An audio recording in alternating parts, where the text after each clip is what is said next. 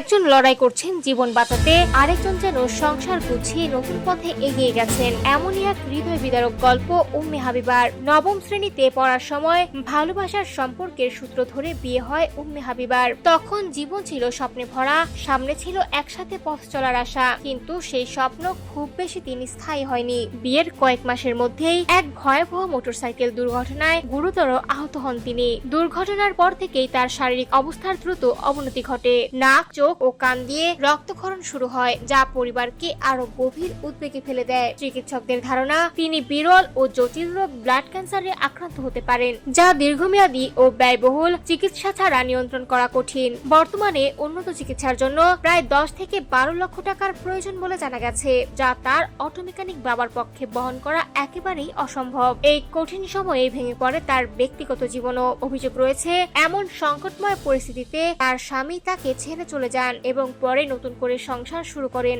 যদিও বিষয়টি নিয়ে বিভিন্ন ধরনের তথ্য পাওয়া যাচ্ছে, পরিবার এখন পুরোপুরি চিকিৎসা ও বেঁচে থাকার লড়াইয়ে মনোযোগ দিচ্ছেন। বর্তমানে উম্মে হাবিবা তার মায়ের সঙ্গে অসহায় অবস্থায় দিন কাটাচ্ছেন। প্রতিটি দিন তার জন্য এক নতুন সংগ্রাম। তবুও তিনি বাঁচার আশা ছাড়েননি। পরিবার সমাজের সকল সহৃদয় মানুষের কাছে সাহায্য, সহানুভূতি এবং দোয়ার আবেদন জানিয়েছে। এই কঠিন সময়ে একটি সহায়তার হাত হয়তো বদলে দিতে পারে একটি তরুণ জীবনের ভবিষ্যৎ।